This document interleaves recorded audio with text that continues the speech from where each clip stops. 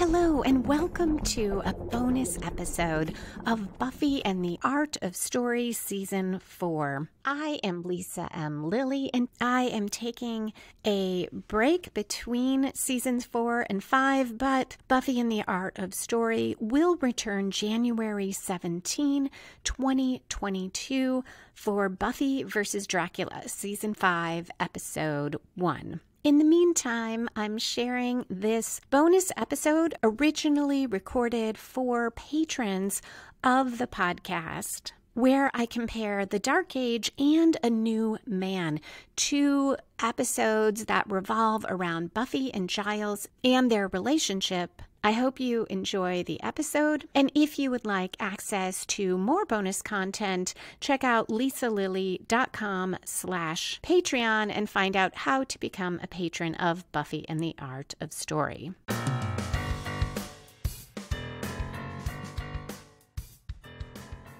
Hello, and welcome to Buffy and the Art of Story patron bonus content. Today I am comparing two key Buffy episodes where the relationship between her and Giles grows and changes. The Dark Age from Season 2, Episode 8, and A New Man, which I recently broke down on the podcast from Season 4, Episode 12. There are a few spoilers for Season 5 here, but nothing major. I'll talk about themes of how Giles deals with the stark differences between his past and current selves, whether the shift from clear plots, protagonists, and antagonists reflects a more complex world for Buffy as she reaches adulthood, the ways that Season 2 and Season 4 differ, and a little bit about Giles' clothing choices and how they reflect who he is and how he sees himself. I'm comparing these two because as I was going through A New Man, it struck me how many similarities there were, but also some really interesting differences. Both episodes involve demons and include Ethan Rayne, Giles' old mate. More important though, in both, Buffy and Giles grapple with changes in their lives and their roles in relation to each other. The Dark Age requires both of them to grow as people, but I'm not sure that A New Man does, at least not as much. There aren't any writers or directors in common between the two episodes. The Dark Age was directed by Bruce Seth Green and written by Dean Batali and Rob Desautels, and A New Man was directed by Michael Gershman and written by Jane Aspenson. In Season 2's The Dark Age, you probably remember, in his youth, Giles rejected his duty as a future watcher, which we find out in the course of the episode, and he engaged in dark magic and orgies, and particularly he and his friends called on the demon Igon to inhabit them, and Giles said it was an incredible high,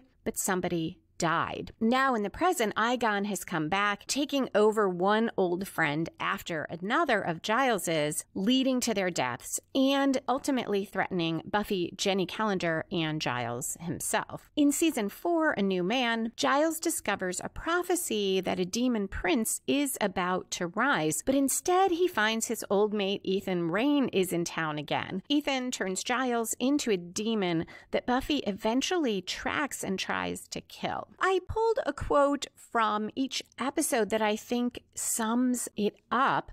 Both of them are Buffy talking to Giles, and in The Dark Age, she says, "Don't be sorry, be Giles," which so encapsulates the themes of the episode and its plot. From A New Man, it's actually two quotes that Buffy says close in time. She's talking to Giles about Professor Walsh and says, "She's absolutely the smartest person I've ever met." And when Giles suggests they should have invited Professor Walsh to the party, she's got better things to do than hang out with a bunch of kids. These two quotes hit everything that is problematic for Giles in this episode.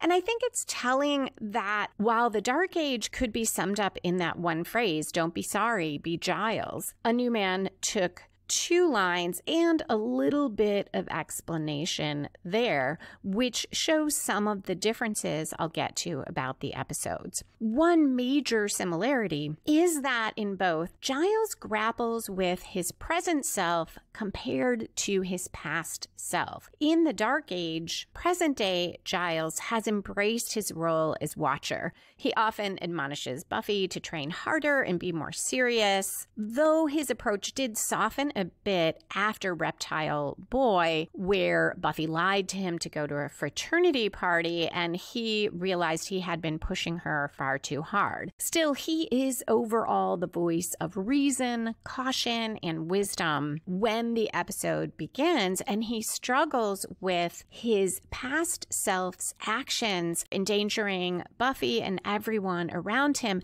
and he does not want to tell Buffy about his past. He wants to hide that from her. In season 4, A New Man, Giles grapples with his present self, who is different than in the Dark Age. Giles is now retired in a way. He doesn't see himself that way. He doesn't want to, but he's no longer an official Watcher. He's not the high school librarian. He feels that Buffy doesn't need him the same way, and she's more impressed by Professor Walsh. She doesn't tell Giles what's going on or seek his counsel the same way she used to. That is partly his doing because he encouraged her to stand on her own, but now he doesn't know quite what to do with his present self, especially compared to his past self, the Watcher from the Dark Age, who had answers. While his and Buffy's relationship changed, he was still very much the Watcher, and later in Helpless, in season 3, confirmed his role as Buffy's dad. That was the episode where the Watcher's Council put her through that horrible test, and Giles was fired as official Watcher. And he became a little more relaxed because of it, but he still had that role in Buffy's life, and now he is struggling because he really does not, and also lost his librarian job. I find it interesting that in the Dark Age, the past haunts Giles literally through the demon Igon taking over his friends and then his current love interest, Jenny Calendar. In A New Man, Giles' past haunts him in a figurative way. The memory of who he was and the fact that he doesn't quite know what to do with himself now. And that is put in motion by Ethan Rayne from the Dark Age. Both episodes, as I mentioned, also explore Buffy and Giles in their changing roles and reflect parent-child dynamics. In the Dark Age, Buffy needs to grow up a little and see Giles as a human being who made mistakes, who was her age once and messed things up, and needs to come to terms with that sometimes she'll have to help him. And I think that last part is actually easier for Buffy than for Giles, but it really throws her that Giles was not always so thoughtful and reasoned and careful and wise. Giles, in that episode, learns that he needs to be willing to share his vulnerabilities with Buffy because there might be times he can't protect her and will need her to protect him. At the end, though, there is that joke about the music where Buffy teases Giles and says, you know you want to say it, and he says something like, that's not music, making fun of her tastes, and it kind of rebalances a little bit of that parent-child dynamic, and she asks him something like, you feel better now? And he says, yes. So they both acknowledge that there has been this shift. She has discovered that adults are humans too, but they both say, okay, yes, but we are still going to respect that relationship, but we're going to have a little more fun with it. In A New Man, Giles must accept that Buffy has other role models and teachers in her life that matter to her and influence her the same way or in a similar way to how Giles has. Buffy learns she needs to pay attention to her relationship with Giles, not take him for granted, and she does apologize for doing that. I see the differences in the two as pretty striking, though, despite the similar parent-child metaphor. In The Dark Age in season 2, it is a complete story. The issues are mainly resolved, and by itself, it's a strong story, and both of them learn and grow. In A New Man, there isn't the same growth, at least I'm not seeing it. Yes, Buffy realizes she took Giles for granted, forgot to tell him things, and promises to do better. But there isn't a sea change for her in how she sees Giles. Giles realizes he got somewhat crazed about Professor Walsh and that he needs to be more focused. But he doesn't really evolve as a character as far as we can see. And there is one similarity in The Dark Age and A New Man, which might make me walk back how much Giles changed, because in both, he does not want to tell Buffy. He does not want to be vulnerable with Buffy, but for different reasons. In A Dark Age, he doesn't want to worry her. He doesn't want to admit his vulnerability. He's not willing to show that he's human and flawed. In A New Man, it's more petty. Or maybe not petty, he's more hurt. Buffy has really hurt his feelings, and he wants to handle it himself, show that he does not need her. I'm fine on my own. So it's a little bit different. The other thing with A New Man is so much is unresolved. In The Dark Age, they both acknowledge these changes in their relationship, joke about a little bit of a reset with the music. In A New Man, the relationship doesn't really change going forward. We see through the season that Giles still feels Buffy doesn't need him. I'll have to watch. Maybe she makes more effort to go to him and include him. Certainly with what happens with Maggie Walsh, she is going to turn to Giles more, but his role and her role have not significantly changed. We also, in the episode A New Man, have not resolved what role the Initiative and Walsh will play in Buffy's life. Now, at the end of season 4, so there is a spoiler here for season 4 as well. I should have mentioned that. At the end, Giles takes part in a spell where he and Xander and Willow combine to be part of a super Buffy. So this does reaffirm Buffy's need for her friends and Giles, but he's not necessarily even there playing specifically the role of Watcher. And we'll see at the beginning of season 5 that he recognizes that and concludes that he needs to go figure out what is his life, feeling Buffy doesn't need him. And all the questions A New Man raises for him or highlights for him are not resolved until the end of the first episode of season 5, where Buffy says she does need him. In that episode, she discovers how much she needs guidance. She needs his help in truly exploring her destiny, her history as a slayer. And so she asks Giles to play that role again, albeit in a sort of more of a partnership role, but he will still be her mentor. And later in the season, she gets him reinstated as the official Watcher. Also, Giles being at loose ends, not having better things to do than hanging out with a bunch of kids, that doesn't get resolved until season 5, when Giles buys the magic shop. He still is unemployed at the end of season 4. So there is a ton from A New Man that does not wrap up not only in that episode, but in the season. There are also protagonist and antagonists differences that I think reflect the themes and the season arcs. In The Dark Age, I looked pretty carefully at who was the protagonist. Was it Buffy or Giles? But we had a lot more from Buffy's point of view, and she was the one who had an active goal throughout to figure out what's going on, to help Giles, to save Jenny. Giles was mainly reacting. The antagonist in The Dark Age is Igon the Demon, which shifts a bit toward Ethan, who is certainly helping the danger along. But it's very clear it's not Giles. Giles is aligned in some ways with both sides because past Giles set all of this in motion along with Ethan and their other friends, and present Giles is at risk and floundering.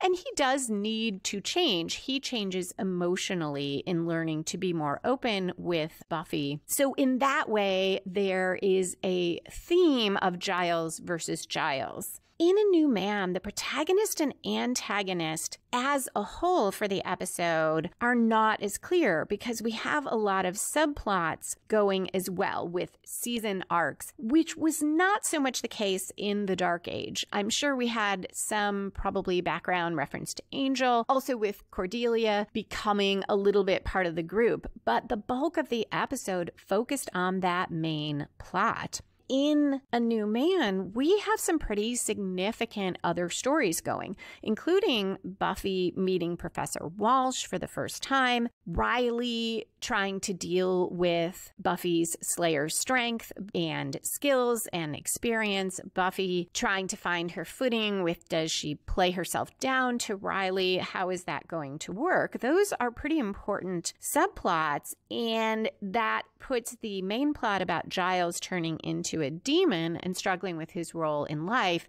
It means it gets less screen time. I do think Giles is clearly the protagonist in that plot, which is the main plot, because he has the active goal. It changes, but he's actively seeking to thwart the Demon Prince prophecy. He actually starts by trying to reconnect with Buffy. Then we go to the demon prophecy. And then, of course, once he's a demon, it is to save himself without Buffy's help. Well, Buffy has this goal that relates to Riley to make that relationship work. She eventually has the goal of saving Giles, but that doesn't come till much later, and it is in reaction to what else has happened rather than being an active goal throughout the episode. Also, with a viewpoint character, which is important for the protagonist, we have a lot of shifts in the episode, but Giles is the person whose eyes we see through the most often. As far as who has the most at stake, which is the third prong of the protagonist, definitely it's Giles. First, emotionally, he is the one who is so hurt, so vulnerable, and of course, in so much danger, both becoming a demon, not being who he is anymore, and then his life is at risk because Buffy is pursuing him. So we have Giles as the protagonist rather than Buffy, but where it gets really interesting is who is the antagonist. The antagonist's one job is to push against the protagonist. So in the Dark Age, it's pretty clear. We've got Igon and Ethan kind of working with him in a way, mainly to save his own skin. In A New Man, Professor Walsh pushes against Giles to some extent. Ethan definitely pushes against Giles, but he doesn't come into the story until the middle. And Buffy pushes against Giles throughout the episode. She is the only one who does that consistently, beginning with her comments about Professor Walsh being so smart and having better things to do. In a sort of unconscious, passive way, she also pushed against Giles by not telling him about Riley and the initiative. It's odd for an antagonist to be passive, but that happened essentially before this episode began. Then Buffy is with Walsh when Giles calls her and needs her and he doesn't have a way to reach her. And then she actively is working against Giles when she starts pursuing the demon to kill it. Now, she is trying to help Giles, but all the same, Buffy and Giles are opposed to each other. So this is Giles versus Buffy. Such a fascinating shift from season 2 to season 4. Another similarity is, in a way, both are coming of age stories. In the Dark Age,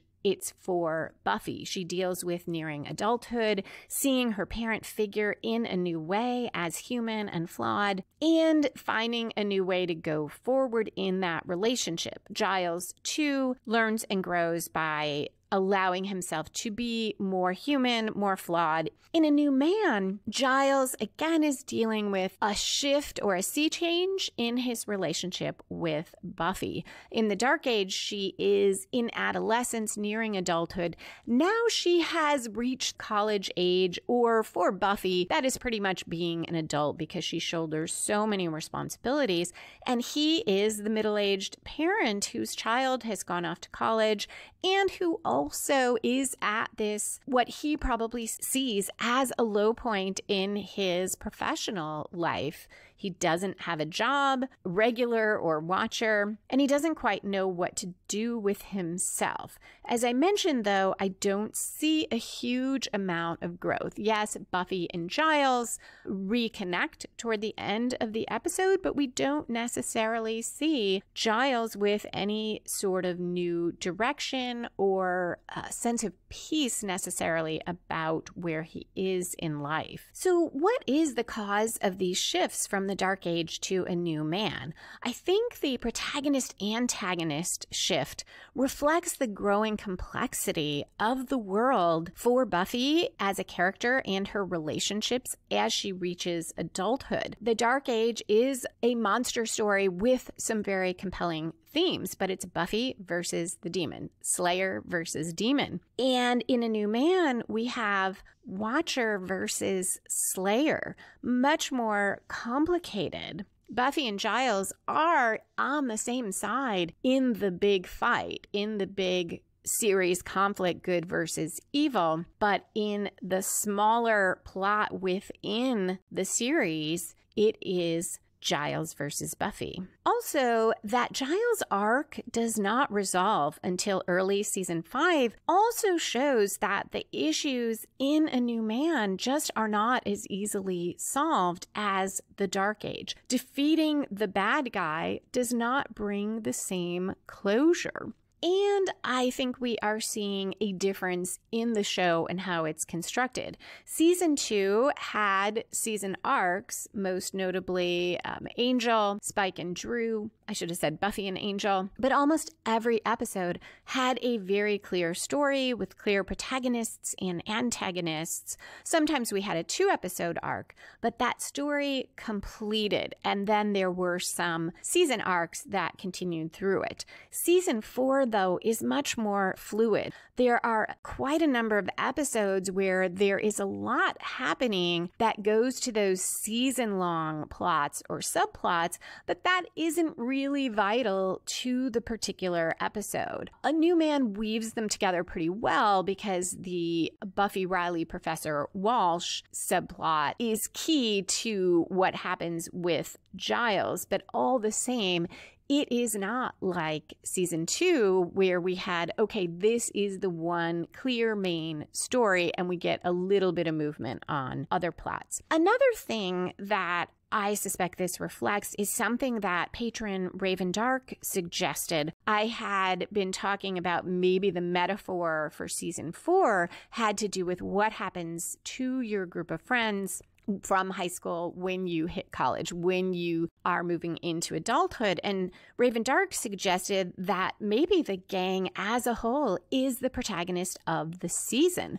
And I find that really interesting because it would explain why so many episodes we don't have, okay, here is the clear plot. Usually we can pick out what the plot is, but there are such significant subplots that don't necessarily resolve, that go through the season, but that do show these changes in the relationships of the group as a whole. So I am going to try to be more mindful of that going forward, and I hope to either in a season 4 wrap-up or maybe a separate bonus episode really explore that. It could well be part of why we have less clear growth individually for Buffy and Giles in A New Man than we did in The Dark Age, because it is perhaps one subpart of this larger story of what happens to this group as the protagonist. Finally, a fun look at how Giles' clothing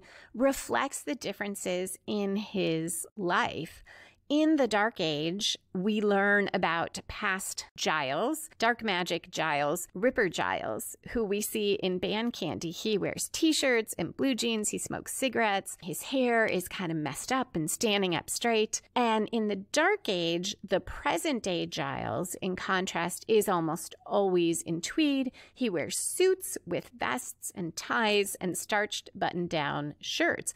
That is what I think of as Watcher Giles. And even in the Dark Age, as he struggles and deteriorates, he doesn't change clothes, but the clothes show now there's no tie and the collar is open and he's looking kind of rumpled. Then we have in season 4, a new man, Giles. Throughout the season, he has worn sweaters and corduroy pants, and at least once we have seen him in a bathrobe. So very casual Giles. I will have to see next season. I believe we revert to Watcher Giles, but it might be something between casual Giles and Watcher Giles once he is running the magic shop. So that is it for this bonus episode. If you have thoughts about it, please get in touch. You can message me on Patreon. As always, thank you for your support. It means the world to me. And thank you for listening to the podcast.